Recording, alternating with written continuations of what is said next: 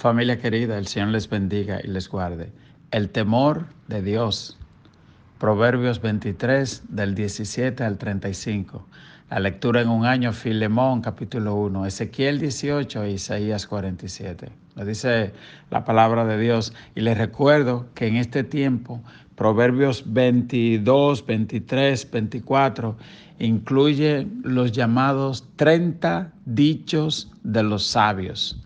Así que hoy continuamos en Proverbios capítulo 23, verso 17, y leemos: no tengas tu corazón envidia de los pecadores, antes persevera en el temor de Jehová todo el tiempo, porque ciertamente hay fin y tu esperanza no será cortada. ¿Entendió usted? No tengas envidia en tu corazón de los pecadores. Persevera en el temor de Jehová todo el tiempo. Dice, porque hay fin. Usted sabe que la Biblia lo que nos dice ahí es que tengamos la mira en las cosas de arriba. La Biblia dice, puesto los ojos en Jesús, el autor y consumador de la fe. Hay una alabanza, un himno de esos antiguos muy lindo que dice: fija tus ojos en Cristo, tan lleno de gracia y amor, y lo terrenal sin valor será. ¿Verdad? Esto es lo que dice este proverbio. Dice, mira, no tenga envidia de los pecadores. ¿Por qué? Porque a los pecadores parece que le va bien. Puede irle bien. Y usted lee el Salmo 73 y hubo uno de los adoradores principales del templo llamado Asaf, que escribió ese salmo y dice, ciertamente es bueno Dios para con Israel. En cuanto a mí, por poco se deslizan mis pasos, porque tuve envidia de los arrogantes, viendo la prosperidad de ellos, porque no tienen aflicciones.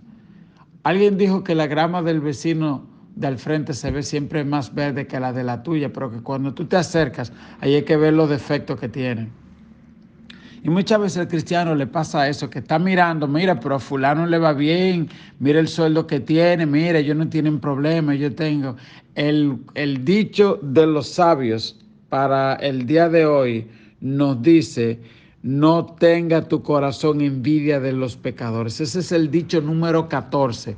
No tengas envidia de los pecadores, porque viene el fin.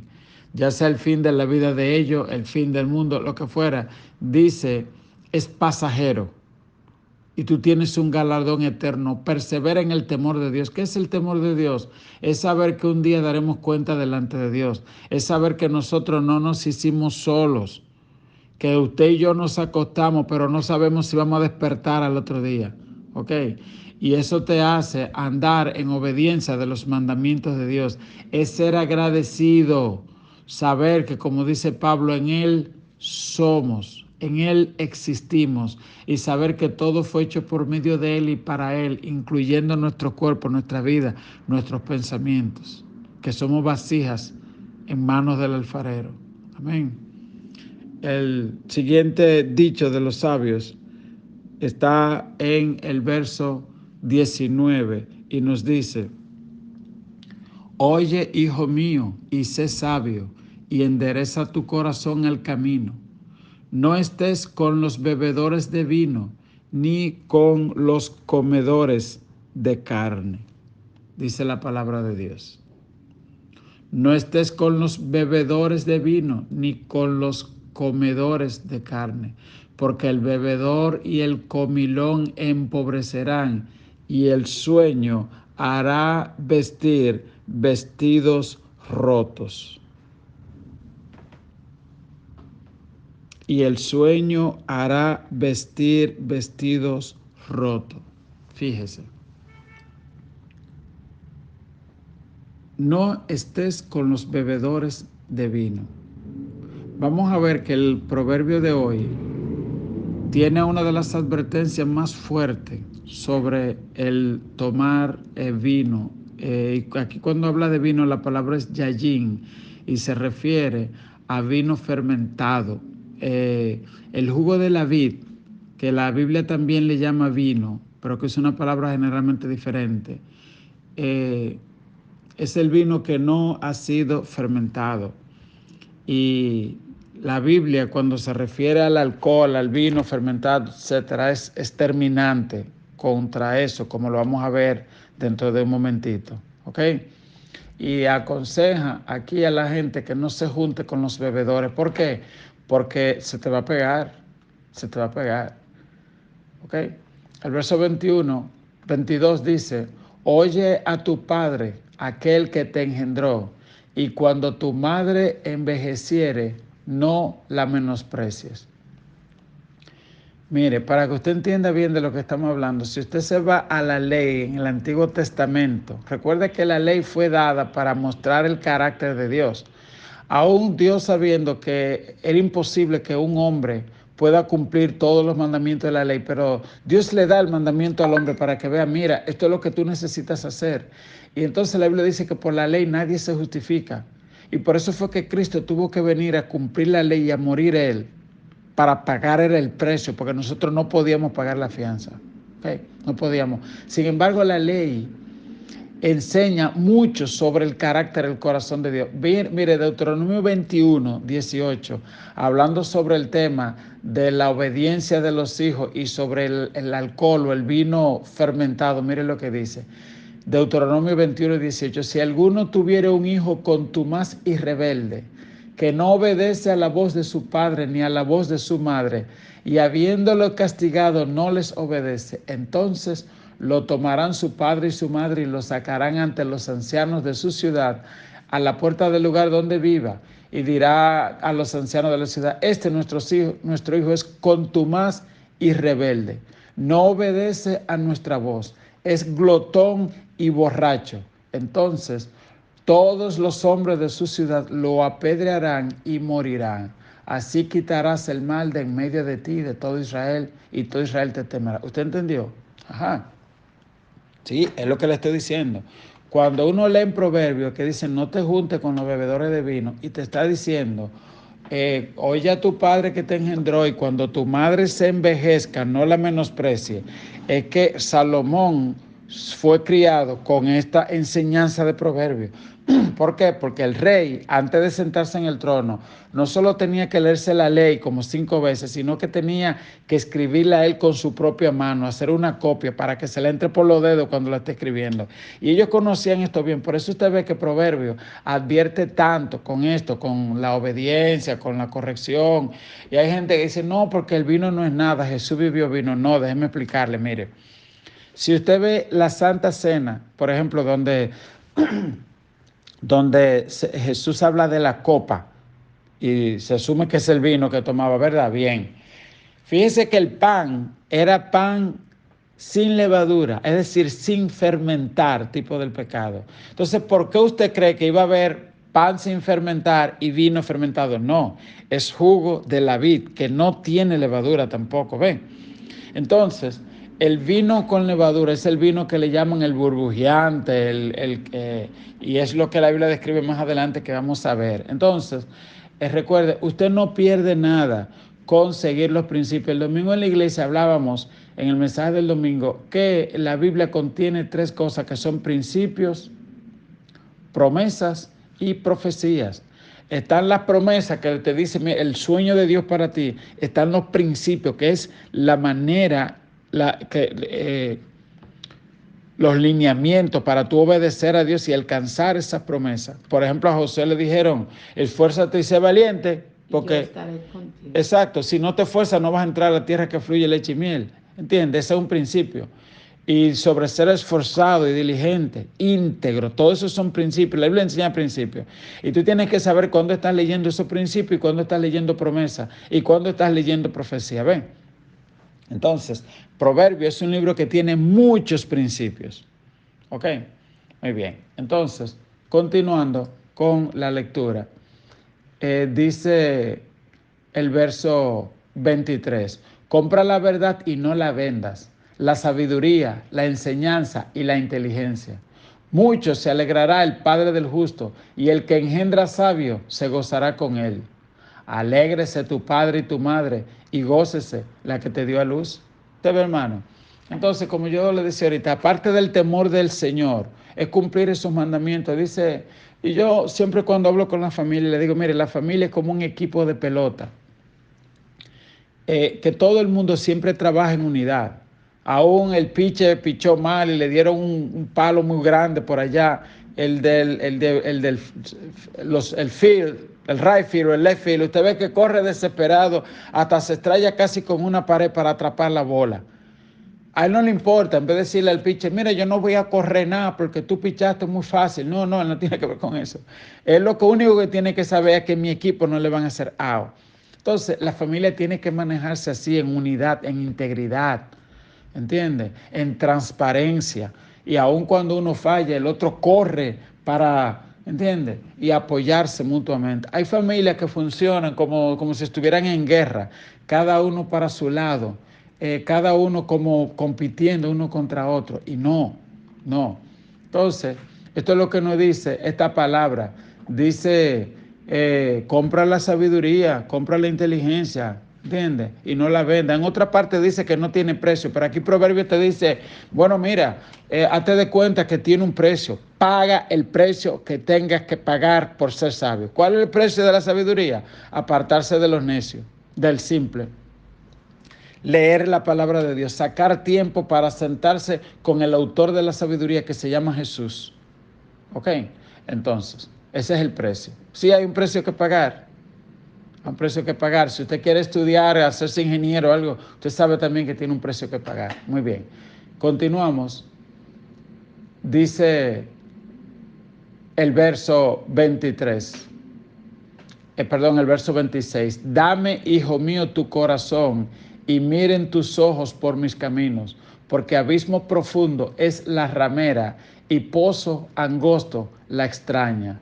También ella como robador acecha y multiplica entre los hombres el pecado.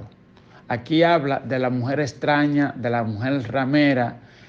Usted dirá, ¿quién es la mujer ramera? ¿La que está en un prostíbulo? No. La mujer ramera es la mujer, y la Biblia habla contra el adulterio, contra la fornicación. El adulterio se da entre matrimonio casado y la fornicación, o porneia, como se dice en griego, exhibición indecente del cuerpo, es cuando se da eso antes del matrimonio, cuando se da la sexualidad, cuando hay la perversión sexual fuera del matrimonio. ¿Ok? Entonces la Biblia dice, ten mucho cuidado.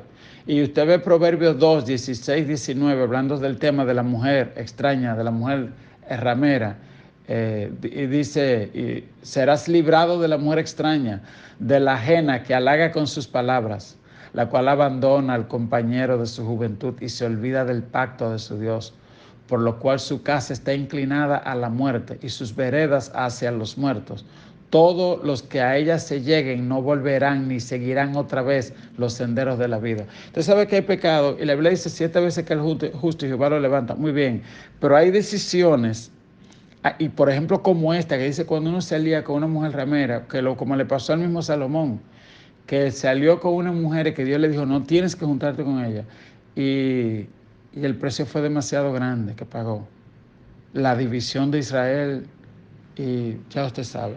Entonces, esa es la otra advertencia que nos da la Biblia. Yo siempre digo a la gente, mire, hay decisiones que le llaman decisiones de destino, con quién me caso, qué voy a estudiar, dónde voy a pasar la eternidad, y esas decisiones se toman bajo oración.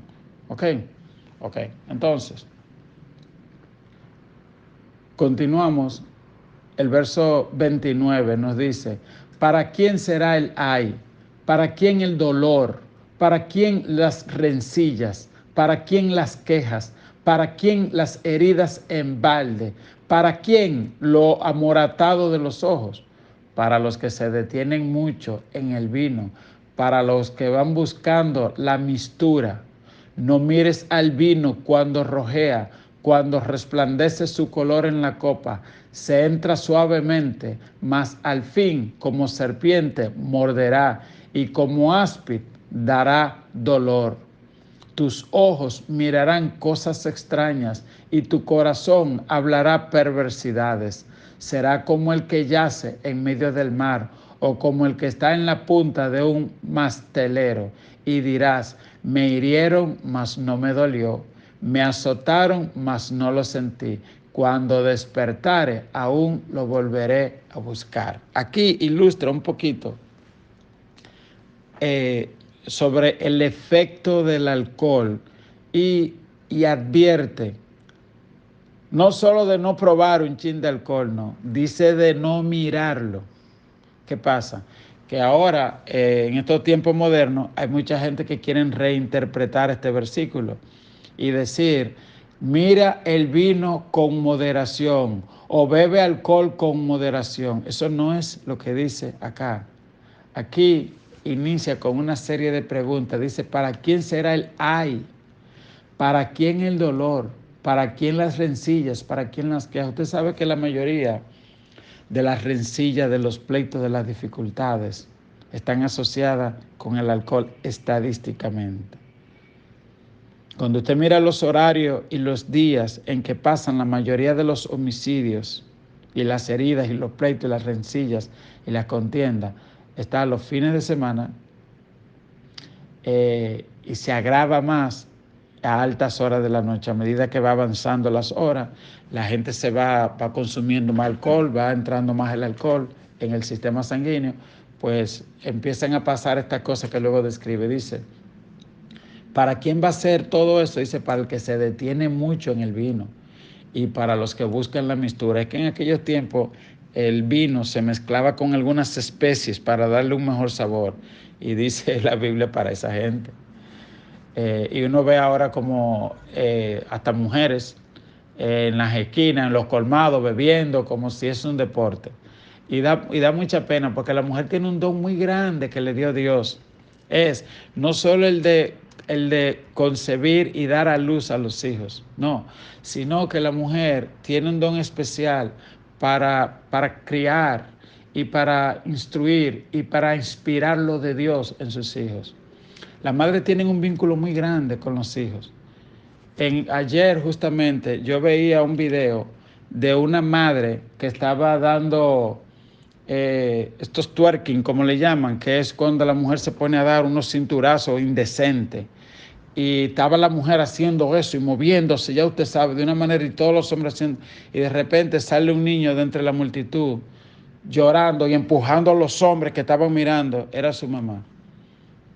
Y la mamá luego abrazó al hijo y como diciéndole no es nada, pero el niño le dio vergüenza. La mamá no tuvo pudor, pero el niño no pudo ver aquella imagen de su mamá rebajándose de esa manera y se echó a llorar.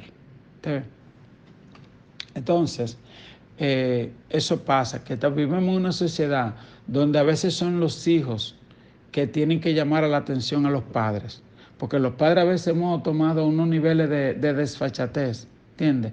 Y entonces nosotros le vamos a dar cuenta a Dios por eso, porque la Biblia dice que herencia de Jehová son los hijos y cosas de estima el fruto del vientre. Y muchas veces lo descuidamos por seguir la corriente del mundo, por seguir el afán de las riquezas, ¿ok?